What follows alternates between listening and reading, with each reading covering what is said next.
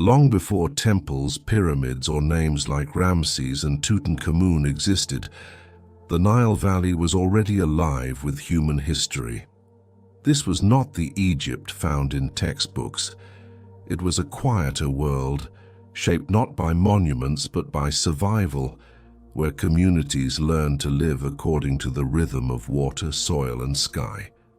Archaeology makes one thing clear from the very beginning. Egypt did not appear suddenly. It was built slowly, layer by layer, much like the river's silt settling after each flood.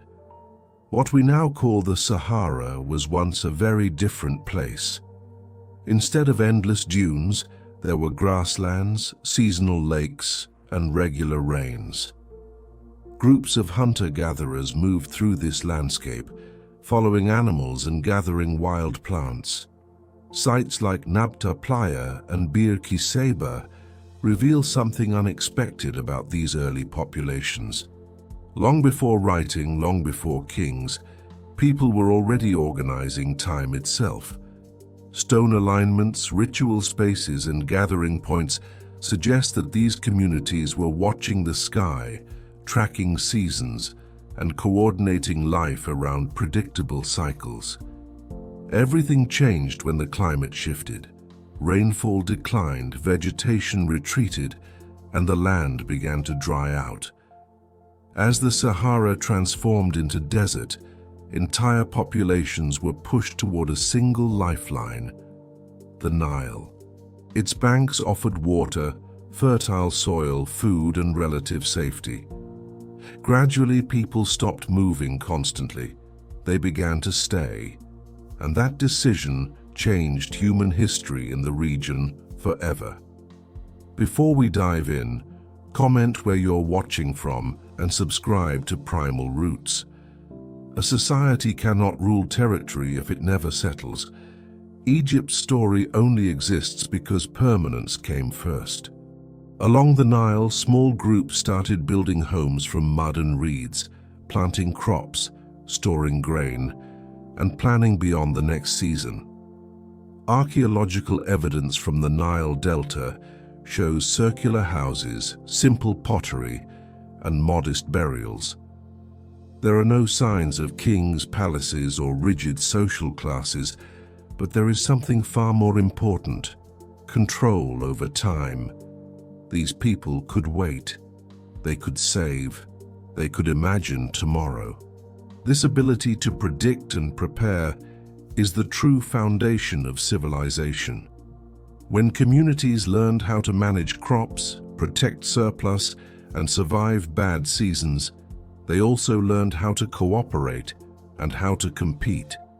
The first form of power is not force, it is foresight. Further south, in places like Badari, burials reveal another crucial step. Some individuals were buried with ivory objects, finely crafted tools, and decorative beads. Others were buried with nothing at all. The difference is subtle, almost easy to miss, but it marks a turning point. Inequality had arrived. Someone had access to more resources than others, and wherever privilege appears, authority soon follows. Over time, survival gave way to rivalry. In Upper Egypt, material culture becomes more complex. Pottery is painted with boats, animals, and symbolic figures. Images begin to show standards, weapons, and shapes that resemble early crowns. These were likely clan leaders, figures who wanted their power to be seen and remembered. They may not have been kings yet, but they were already presenting themselves as more than ordinary people. By this stage, life along the Nile revolved entirely around the river. It was not just a source of water, it was a highway, a boundary, and a weapon. Whoever controlled access to the river controlled food, movement, trade, and communication. This simple truth sits at the core of Egyptian civilization from its very beginning. Power meant mastering water. We do not know the names or faces of the people from this era. Their voices are lost, but their actions remain visible. Footprints hardened in ancient mud, grain stored in clay jars, carefully buried bones, painted vessels showing boats crossing the river again and again. And above all, a collective decision repeated over generations: to stay in one place, to rebuild after floods, to endure loss, and to remain. This phase of history may seem less dramatic than pyramids and pharaohs, but it is far more decisive. Without permanent villages, stable agriculture, and a sense of territory, no king could ever exist. Before rulers, there were communities learning how to read the land. Before pharaohs, there were people who realized that the river could be more than water. It could be a thread binding different groups into one shared future. When Egypt eventually becomes a kingdom, complete with crowns, writing, palaces, and organized warfare, it will be because long before that moment people chose continuity over movement. Government, religion, hierarchy, and tradition all grow from this first commitment to permanence along the Nile's banks. This is where Egypt truly begins, not with monuments but with patience, not with conquest but with settlement, not with gods and kings, but with ordinary people who learned how to live with a river, and in doing so, unknowingly laid the groundwork for one of the most powerful civilizations the world has ever seen. The transformation that began with scattered villages along the Nile now reaches a decisive turning point.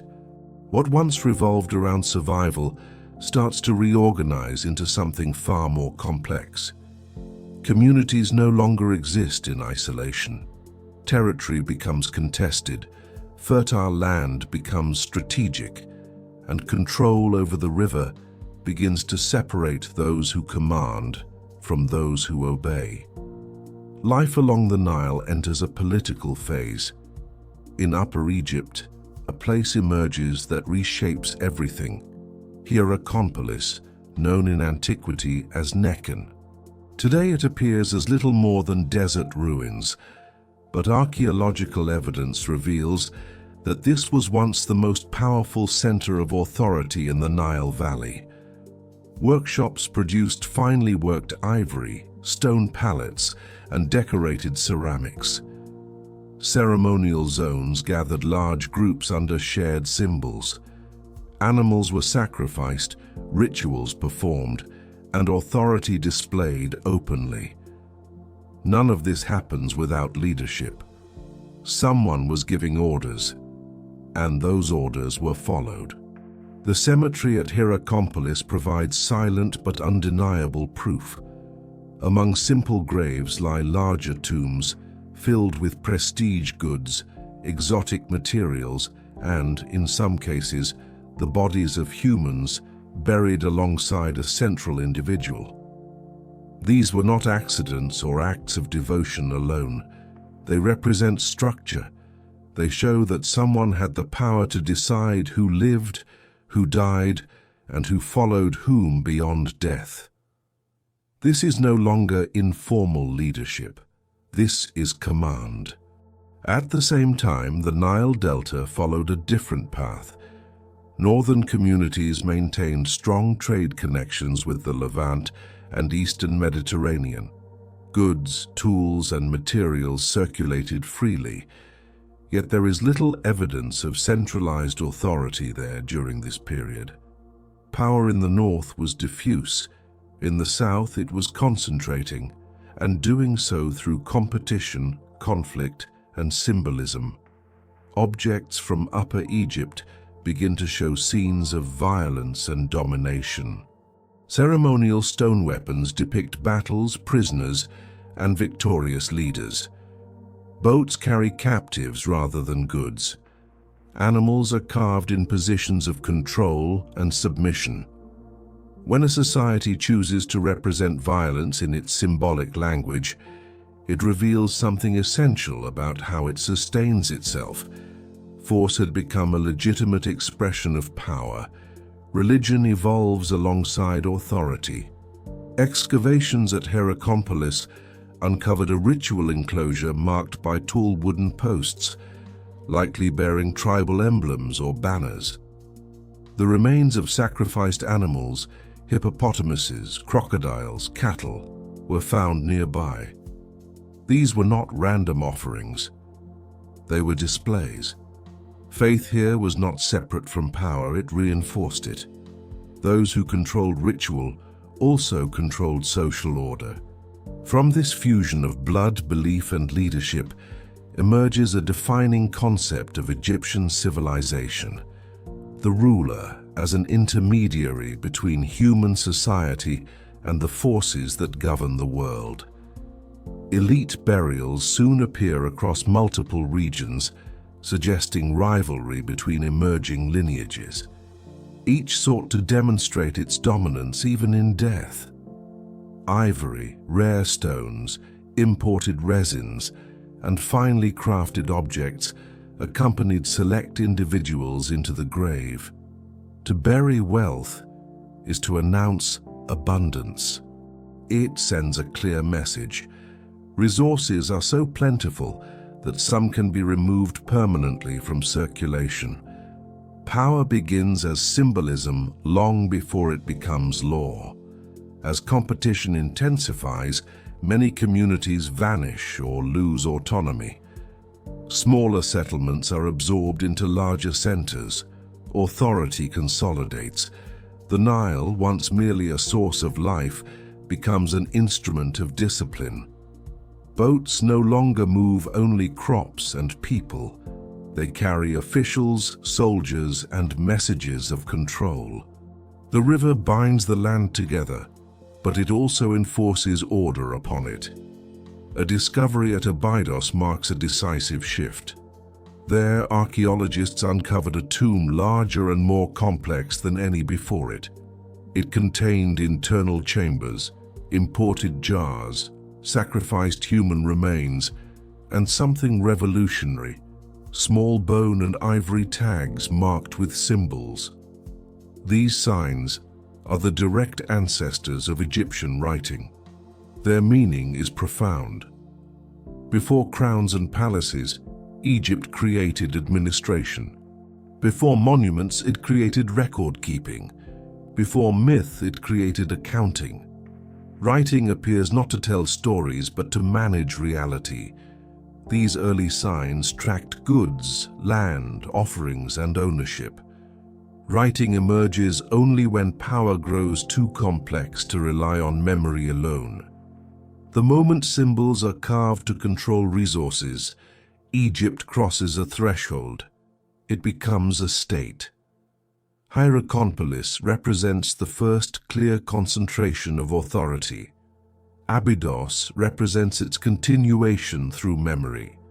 Between the two flows the Nile, carrying not just water but identity, control, and ideology from one end of the valley to the other. Power is no longer local. It is becoming systemic.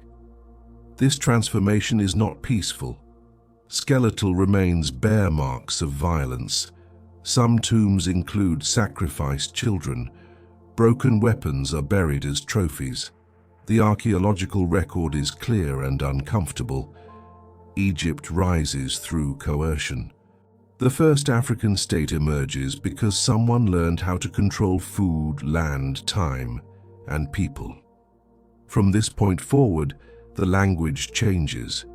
Communities become territories, leaders become rulers, and looming just beyond this stage is a concept that will reshape human civilization itself: kingship. History now shifts in scale. What once consisted of competing chiefs and regional power centers begins to crystallize into something unprecedented. Authority is no longer limited to influence or ritual dominance. It expands into full control over land, labor, resources, violence, and memory. The Nile Valley is no longer a mosaic of independent communities.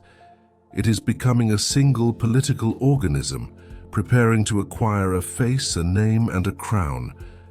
Hierakonpolis, once the brightest center of early authority, begins to lose prominence. Elite burials become fewer, ceremonial spaces fall silent, and the flow of prestige goods slows. This decline is not collapse but transition. Power is moving southward, concentrating in Abydos, a place that will become the true foundation of the Egyptian state. Abydos does not impress through monumental architecture. Its strength lies in organization and intent. Tombs are constructed according to consistent plans, with chambers for the body, storage rooms for goods, and surrounding burials for retainers sacrificed to accompany the ruler in death. Each burial is a statement. Authority does not end with life. Power extends beyond the grave. It is here that writing begins to breathe more fully. Symbols appear on jars, seals, and ivory labels. These marks do not record myths or heroic deeds. They count. They label. They control movement and ownership. Grain, oil, livestock, and territory are tracked. Administration precedes ideology. Bureaucracy precedes belief. The Egyptian state emerges first as a system of management. The act of writing transforms power. A ruler no longer governs only through presence or force. Authority becomes portable and permanent. Orders can be issued without the ruler being there. Memory becomes institutional rather than personal. This is the moment when leadership evolves into government. As Abydos strengthens, the Nile Delta feels growing pressure. Northern communities that once traded freely begin to show the influence of southern material culture. Pottery styles, symbols, and ritual objects from Upper Egypt appear in northern settlements. These are not simple exchanges. They signal dominance. Power now flows northward along the river. Unification is not an event, but a process. It unfolds through conflict, alliance, intimidation, and negotiation. Archaeological traces suggest violence, but also accommodation. Some regions resist, others adapt. Local identities persist even as authority consolidates. The Nile Valley does not submit in a single moment. It is absorbed over time. Then, for the first time in human history, a ruler appears whose name can be read. His image is carved into a stone palette, showing him striking enemies, wearing different crowns and commanding both land and river. The imagery is direct and deliberate. The message is unmistakable. Upper and Lower Egypt are now one. The river belongs to a single authority. From this point forward, the structure of society changes permanently. Former communities become provinces. Officials are appointed to manage land and collect surplus. Granaries supply not only populations, but armies. Seals regulate the flow of goods. The state now operates continuously, independent of any single individual. Royal burials grow more elaborate. Enclosures expand. Corridors multiply. Dozens of retainers are buried alongside rulers, destined to serve in the afterlife. This practice reveals the total nature of early Egyptian power. Authority is not limited to politics or religion. It extends over life, death, labor, belief, and memory. Yet unification does not erase the past entirely. The Delta retains elements of its cultural traditions. Regional practices continue beneath the surface of centralized rule. Egypt is unified, but not uniform. The crown dominates, but diversity survives within its reach. What emerges is something humanity has never seen before. A continuous territorial state governed by a single ruler, supported by organized religion, administrative systems, military force, and economic control. Spiritual authority and political power fuse into one office. The ruler is no longer merely a leader. He becomes a cosmic figure responsible for maintaining balance between human society and the natural order. The pharaohs known from later history are the distant echo of this moment. Their monuments, titles, and rituals trace back to these early decisions, when writing was used to control grain, when tombs became instruments of authority, and when obedience became normalized across an entire landscape. A throne exists only when others accept submission. Egypt is born because communities along the Nile are compelled, by force, tradition, belief, or necessity, to obey a single center. The river that once sustained life now organizes it. In that transformation, the world receives its first crown. The rise of Egypt is not a tale of sudden genius or divine destiny. It is the result of accumulated choices to settle, to store, to compete, to dominate, to remember. From mud brick villages to administrative tombs, from ritual posts to written signs, every step builds upon the last. When the crown finally appears, it does not create power, it reveals it. And in that revelation, human history enters a new era, one defined by the state, by governance, and by the enduring legacy of authority shaped along the banks of the Nile.